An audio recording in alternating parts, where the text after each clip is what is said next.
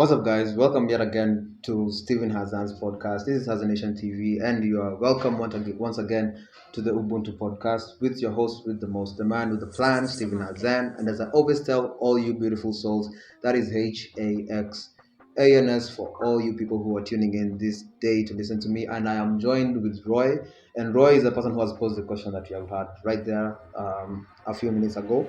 And that question is something that we have talked about. Anyone who's in Haxanation TV, who has actually listened to me for the past 9 or 10 or 11 videos that I've posted, anyone who has been listening to me knows this answer to the question. And if for true, anything that I've been telling you has been helping you, you can try and give us the answer to your question. I believe your question was,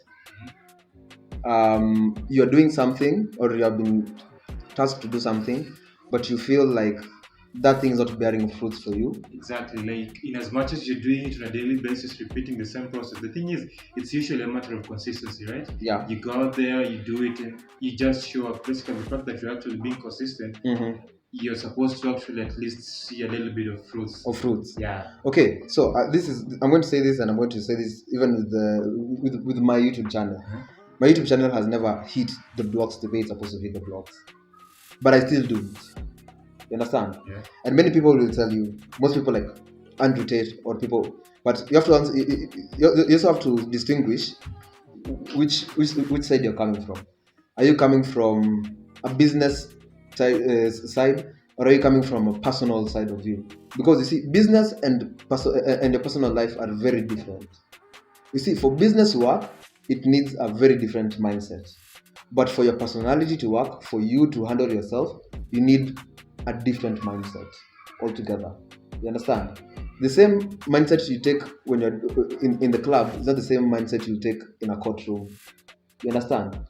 You can't be like the personality and the mentality that you take in different places or in different tasks will determine how you undertake them. Business needs that consistency. In life, you cannot really say some things you'll be consistent with them. Business does not need passion. Life needs passion. You understand where I'm coming from with this? So it's more of, you have to know what you're doing, how you're doing it, when you're doing it, where you're doing it, and how you're doing it.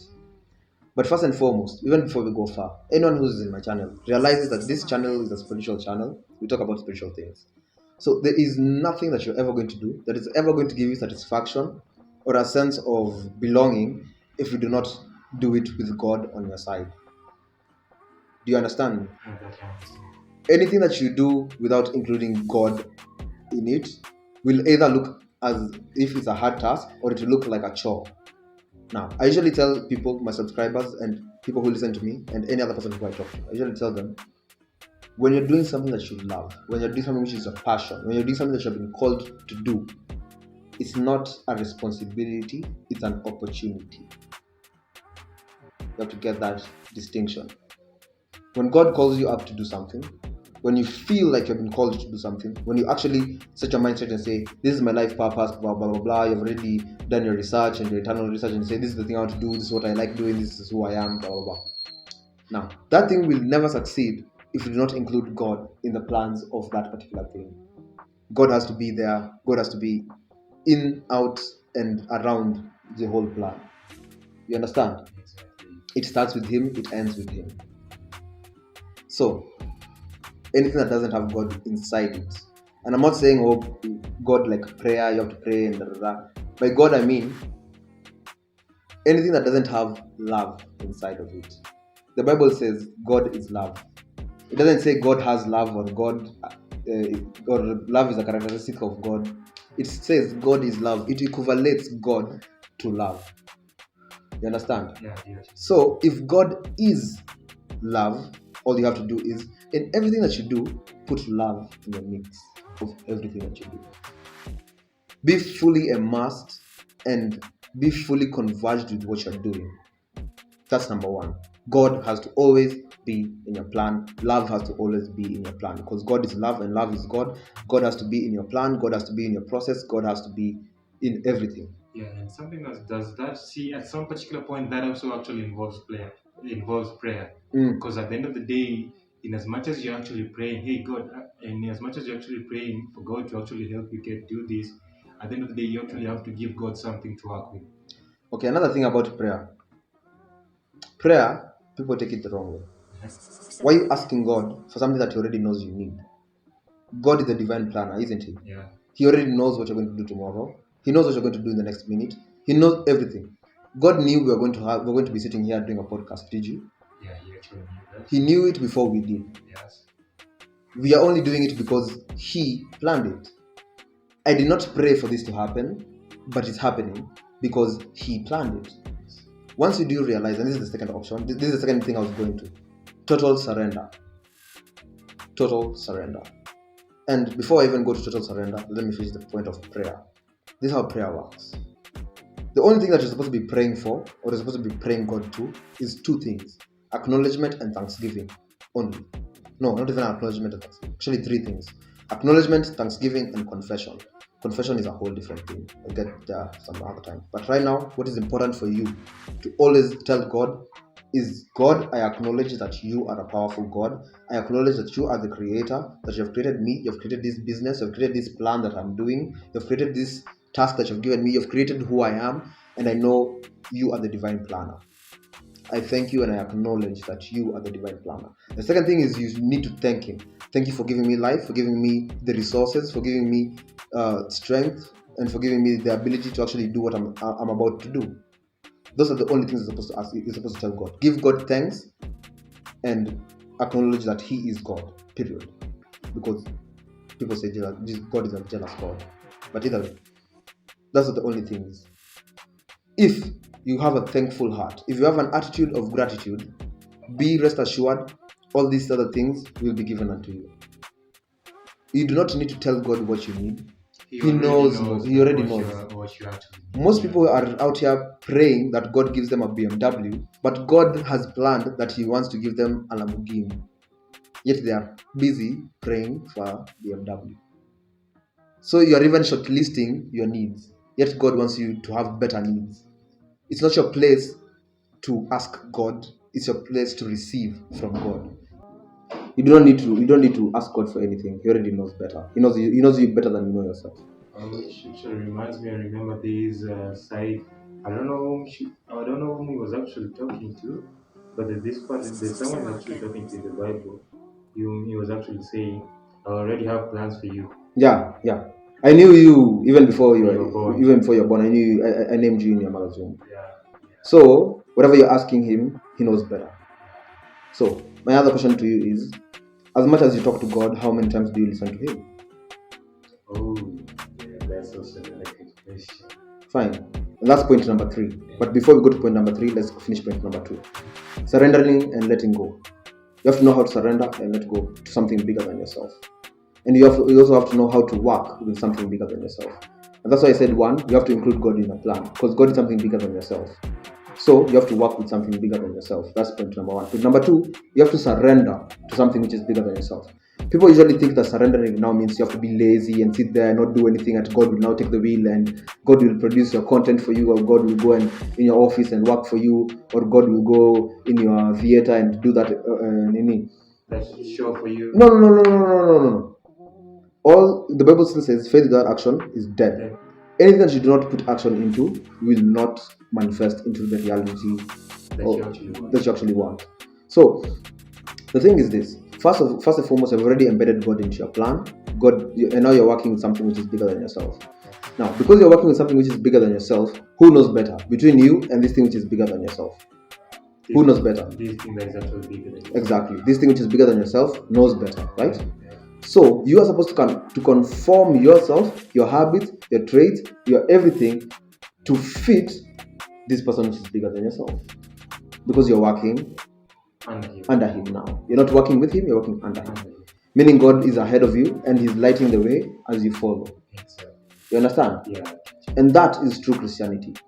That is true Christianity. Now, true Christianity is following Christ. True Islam is surrendering to the will of God, which is now what I'm talking about, which is point number 2. That's Muslim Islam, the meaning of Islam, surrendering to God. And what it means is basically, after you have already accepted God, you have to surrender all your power to Him. You have to surrender your life to Him. You have to give your life back to God. And that's what baptism is. Baptism is not the immersion of your body in water. Yes, that's the physical ritual act. But then true baptism is you being, you actually killing all your flesh desires and being born again with the focus of God. Believe you me, anything that you do and you include God in it, it will prosper 101%. It will prosper. It might not prosper now, it might not prosper tomorrow, but it is destined to prosper. Because the Bible yes again tells us, I have not created you for failures, I have not planned failures for you, I have only planned good things for you. But only these good things will land to the people who actually listen to what we are talking about and actually follow what we are talking about. So, surrender. You have to surrender to God. And surrender doesn't mean you don't take action, doesn't mean you stop being lazy. It just means you flow. Stop thinking that you are in control. You are not in control. You cannot control anything which is not yourself.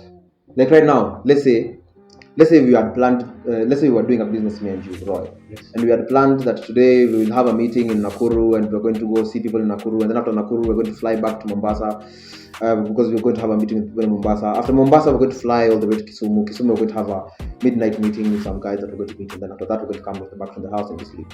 That's the plan that we had made, right? That's our plan, that is our force of control. But then we wake up in the morning and there's an earthquake. All flights are cancelled, we can't go anywhere. Now it has changed our whole dynamic. Everything has to change. Now you see, we didn't have control over the earthquake. Yes, we had planned our shit, but we didn't have control over the earthquake. Now that means all our plans have to change. Now, does that mean now we'll have to sit here, be lazy, and be like, okay, so that's God's plan, we will not have those meetings? No, that's stupid. You find a different way. If you cannot go to them and have that meeting in Mombasa, have it as a Zoom meeting. Exactly, it's a virtual meeting. As a virtual meeting, you understand? Yeah. So surrendering to God does not mean you stop putting action. Surrendering to God means basically letting Him take control. Let Him take control. Let Him guide you. Because ungepata kama siyo earthquake, bado we could have gone to Mombasa, and then when we have gotten to Mombasa, probably someone was plotting to kill us when we get to Mombasa. But because God has brought an earthquake, your plan, the plan of that person trying to kill us has been distorted. You understand? That's what letting God take control means. If we were in our own control, even when the earthquake comes, tunasema no, we're still going to go. Alafu tutafute way tuende tupande sasa SGR bado tupeleke tufike Mombasa, and then when you get to Mombasa you get killed. You understand? Yeah. So it doesn't mean that you stop taking the action. All it means is you surrender to His will and you work in accordance to His will. Which brings me to my third point. How do you know the will of God? And that's what I said about prayer. We talk so much to God, but we never listen to what He has to say. Okay, can I ask, when it actually comes to listening, how do you actually listen? So how do you actually get to know listening? As much as we prayer is the only way we can actually talk to God. So this, when it actually comes to the actual listening, how do you actually get to listen? Okay, fine. And I will answer this question. I'm a journalism student. I do journalism. So I do communication. One fundamental of communication is feedback. There's no communication if two parties are not involved in talking to each other. Many people usually think the only way God talks to us is either through action or through miracles, or we have to see a miracle, we have to see some pastor do some miracle on TV so that we can know, oh, God is here. No, that's bullshit. God talks to us via a soul connection. I'll repeat this for everyone who's listening. God only talks to you via a soul connection. A soul connection. Elaborate. You and God have to be at one. And this is what Jesus tried to show people, and people called Jesus blasphemous for saying these words. He said, who am I? He asked people, who am I? He asked his disciples, who am I? And the disciples said, people say you're the Son of God. And he said, well, you're the ones who have said it, it's not me. And then he later goes on and says, I am the Father. There's no one who goes to the Father without going through me. I and the Father are one. I and the Father are one. Now, What this basically means is you cannot separate Jesus Christ from the Father. Not physically. It's not like Jesus was here and God was here physically and they were working together. They had a soul connection.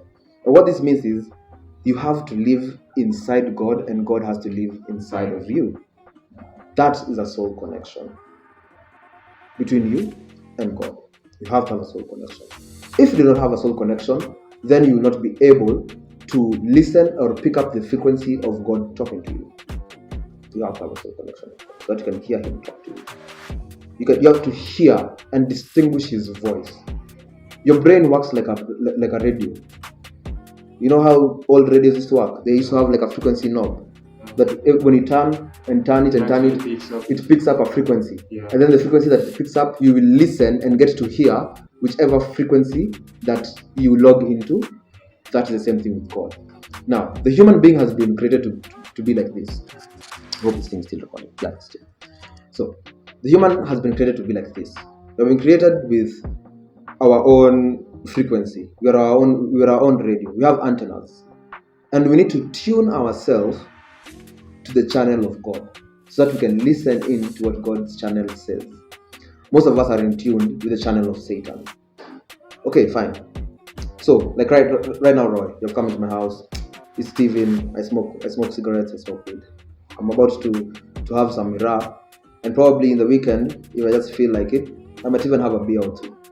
All these things are ungodly things, and they are provoked in the Christian realm. But what sets me apart from you is you do not know who you are and you do not know your energy. So you see me, I'm defined by my energy. You are defined by your knowledge. People say knowledge is power, but as I told you yesterday, you might have all the knowledge in the world, but if I have more energy and more money, then I call the shots in that particular place and in that particular time. Yeah. So, knowledge is not everything. You might know the Bible front and back. You might know everything front and back. You might think you know everything. But what defines you from the rest is your energy. Your energy. You have to know your energy. Now, humans have, is it 7 or 9 energy fields? Let's use 7. I won't even talk about the 9 energy fields. This is something that I should not be talking about right now because I have a process of how I usually talk about my videos. But here goes nothing. I'll give you a sneak peek into the chakras. There's something called chakras. Do you know about chakras, Roy? Yeah, but we've heard about it. You've heard about chakras. Now, chakras are usually termed as devil things, kundalini spirits, blah blah blah blah. You should not even talk about them. Stupid. Because these things were there even before Christianity existed. And when you do subscribe and actually follow along this podcast, you'll actually realize how these things make sense. So please do subscribe, comment, and join the community. Anyway, as I was saying, chakras are usually energetic points in your body. Now you have 7 chakras. Starts with the lower chakra, going all the way up to the highest chakra. We're not going to talk too much about them. We're just going to briefly touch about them. So the lower chakra is usually found somewhere down here. And the higher chakra is found right at the top of your head. Now, the small chakra, which is somewhere down near your growing area, is usually called the root chakra. Now, the root chakra is usually involved with survival, blah, blah, blah, blah, shit like that. But mostly, it is involved with the lower forms of energy. And the lower forms of energy is fear. Fear, anger, doubt, guilt, jealousy, envy. Such things are the lowest points of energy. You understand? So, you are a Christian, you know God, you know the Bible, you know everything about Jesus Christ. Hooray for you, fine. Then you go to your house every fucking night at 9 a.m. and the first thing you do is you tune in, you turn on the news. And for 1 hour you will sit there watching the fucking news. And for that 1 fucking hour, the only news that you're being given, like today, try and go watch the news. The only news that you're getting, 90% of the news is usually negative news. 90% of it is negative. It's either someone has been shot somewhere, someone has been raped somewhere, we don't have money, we don't have economy, we don't have food, hunger, drought, we're going to kill. It's either someone getting killed or something negative happening. 10% of the news is usually, oh, we're celebrating the life of that, or we're celebrating this cup, or doing this. So only like 10 to 5% of the news is good news. All the rest of the news is bad news, negative news. So you can imagine anyone who's a Christian, who knows the Bible, who knows God, comes, sits down and watches this piece of poor information, what happens to this motherfucker? His energy goes down. He is drained. All his energy goes from happiness to fear. Ooh, remember in Corona? Everyone, when he goes to watch the news, what happened is they started living in fear. And when you live in fear, you live in low energy. When you live in guilt, you live in low energy. When you live in jealousy, you're living in low energy. And you won't be able to manifest anything in your life if you have low energy. Because this is how the world works. And I'm giving you something that no one will ever give you. This is gold. No one will ever give you this. You'll only hear it in Ubuntu Family Podcast. So if you're not subscribing, you're probably stupid. I'm sorry if I called you stupid, but it's true. Now, it's like this. For anyone to survive, you need high energy. The universe doesn't care about how many things you know. I've seen fools surviving more than the wise. Do you understand me? Yeah, I get it. I have seen fools surviving more than wise people survive. I've seen fools making more money. I've seen fools making more ends meet. I've seen fools having a better life than wise people. Fine. And it's all because of their energy. Now, someone like me, the higher chakras are the chakras of love, bliss, peace, unity, happiness, joy. You understand? Those are now truth. Those are the energies that are at the top of the chakra level. And those are the energies that we try to reach. We try to come out from here till up here. And the Bible says it. And people read the Bible like a fucking storybook. And the more you keep reading the Bible as a storybook, the more you become a slave. You need to start decoding the story, the Bible, finding the meanings and the metaphors in between. Yes. Read between the lines. That's what I'm saying. The Bible says the beginning of is it knowledge or wisdom? The beginning of wisdom is the fear of the Lord. Is it true? The beginning fear of God is the beginning of wisdom. The fear of God is the beginning of wisdom. Yeah. Well, so many people will come saying, "Oh, Steve, you do not fear God. The way you talk about God, you do not fear Him." I do not fear God. Why should I fear God? Why should I fear anyone who made me? You right now, if I ask you, if you feared your mom or your dad, will you ever have a good relationship with them? Not sure. If you listening to me, if you feared your boss, will you ever do work genuinely for him? No, you wouldn't. Fear destroys relationships. Fear destroys. Fear is a low energy thing. So let me decode this Bible verse for you. Fear is the beginning of wisdom. The fear of the Lord, rather, is the beginning of wisdom. What this means is, if the lower chakra is fear and guilt, and the higher chakra is love and peace and joy, you have to start from here down and climb to the top. You understand? You have to tune your radio. You have to tune your energy to stop vibrating at low energy frequencies and start vibrating at higher level energy frequencies. And the higher you tune your energy levels, is the higher you tune in to the God realm, to the God channel. Then you'll be able to listen and understand God. Only if you're tuning and working at the higher energy, the higher energy levels. Now I understand what you're saying. The minute you have that love, the minute you have peace, the minute there is happiness, the minute you truth yourself, that is when you actually get to understand, you get to actually hear, you have that clarity, your mind is actually clear, you're actually at peace with yourself. That is when you can actually tune in with whatever God is actually saying. Period. But at the minute you're actually jealous, you're angry, you're depressed, none of that is going to actually get you. So you find yourself, you're consistently in an office every day for the rest of your life, but you're consistently angry in that office. Do you ever think you'll prosper? No, you're not going to prosper. Every fucking day you're supposed to create a podcast, but then you're angry when you create that podcast. Do you think that podcast will ever prosper? No, you're not going to prosper. But me, I come here, I do my podcast with total joy, total happiness, total. I'm not guilty that I smoke weed. Yes, I know these are vices. They are not good things. I'm not telling anyone to smoke weed or smoke cigarettes like I do. Those are vices. Those are bad things, and I think those are things that I'm also trying to get rid of my life out of my life myself. But still, the difference that differentiates me and you is my energy and your energy. It's what sets me apart from you. My energy doesn't feel guilty. I don't smoke. I don't smoke weed and then be like, oh, now I'm guilty with my life. Now I'll never do anything that will amount to anything. Oh. No. I smoke weed and my energy is, yo, let's do this thing. I'm excited. I'm happy. Let's do it. You understand? My energy and someone else's energy is what's going to set us apart. Work on your fucking energy. That's point number 3. Okay, can I ask something? Yes. Do you often feel like, okay, I actually need this? Let's just say, okay, do you often feel like I do at some particular point, you do actually need these things to actually make you get that high energy level? Like for you to actually get that high energy, like at some particular point in time, you often like after, for instance, after you smoke, you was taken with that weed already, you actually take smoked weed. Do you often feel like, hey, at this time I really needed this to actually give me that high energy?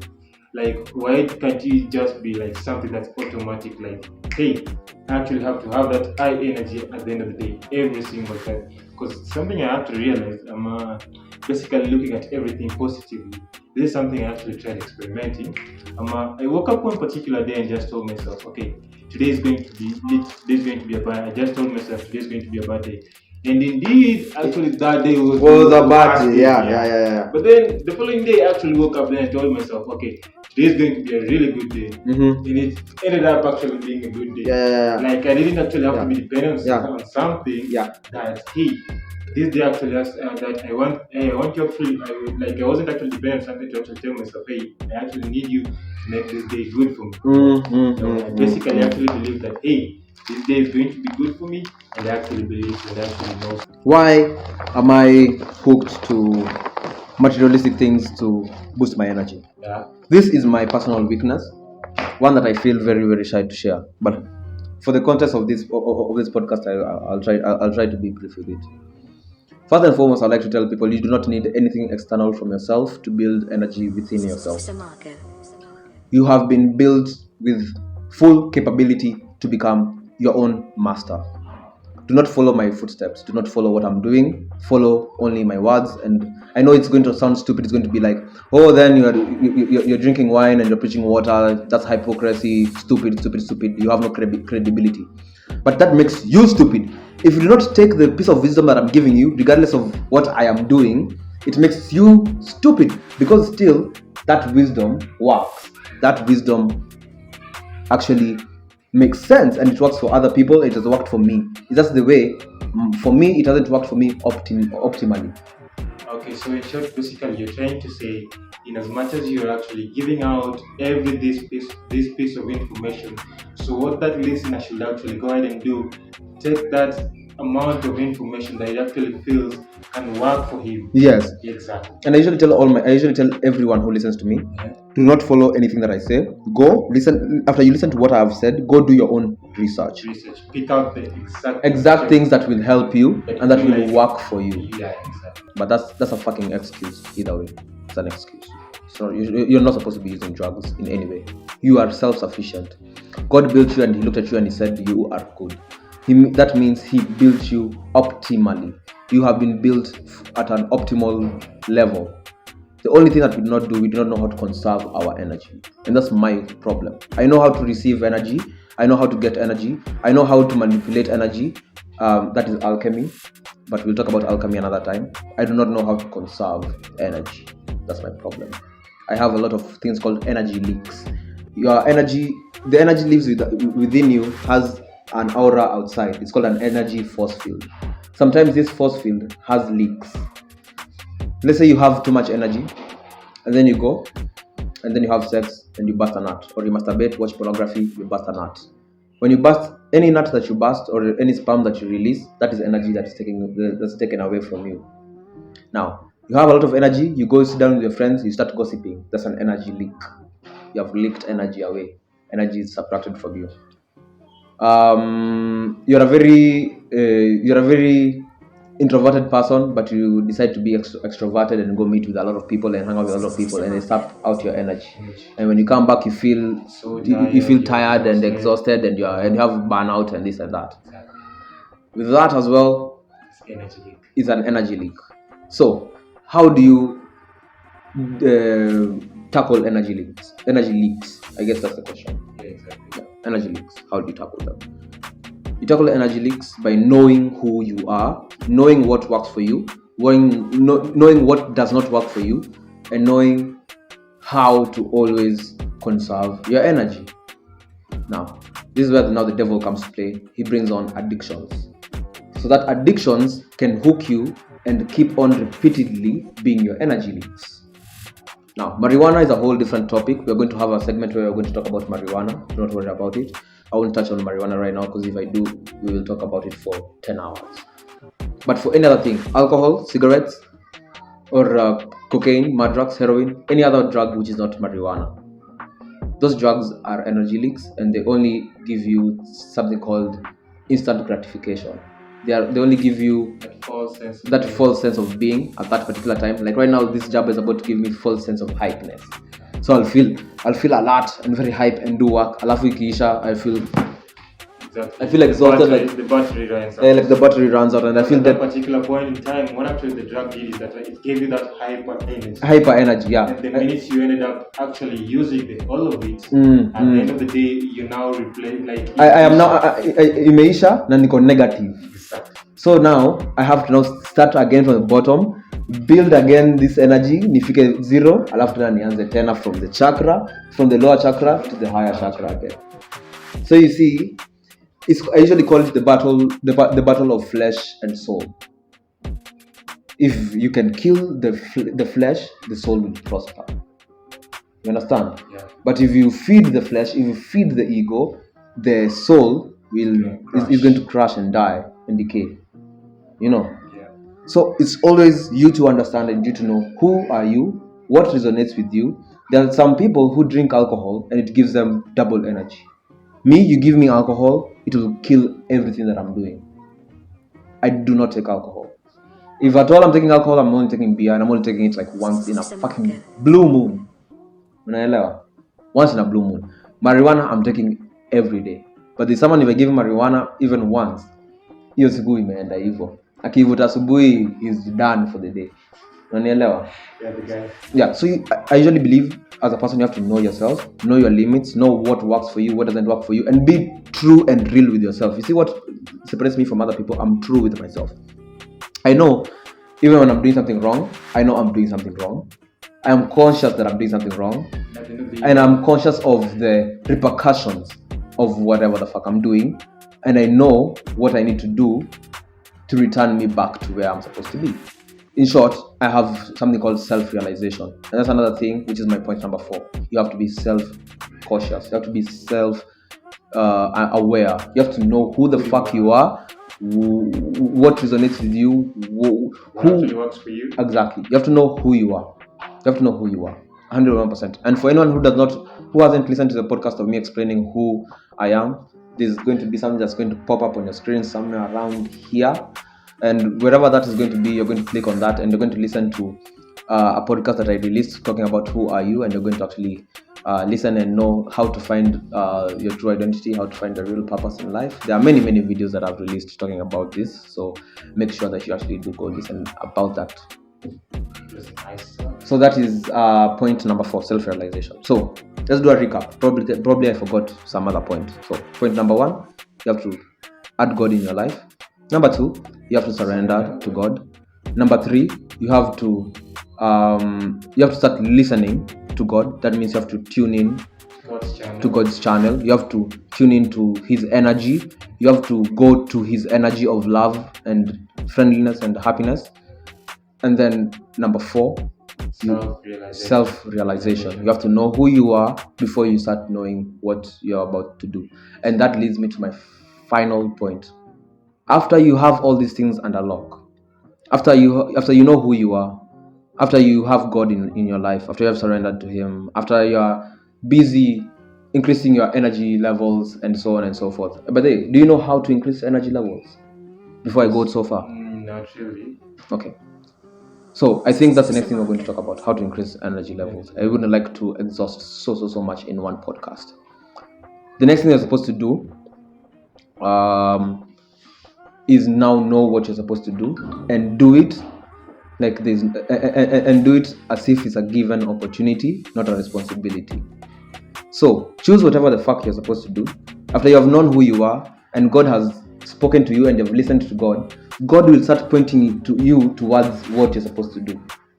So after you have listened to God, after you have known who you are, you have known what you like, God will start pointing you towards your direction. He himself will show you, this is where you're supposed to go, this is where you're supposed to go, this is where you're supposed to go, this is where you're supposed to go. So all you have to do is tune into his frequency, listen to him, follow his steps, surrender to him, let him lead the way, follow him.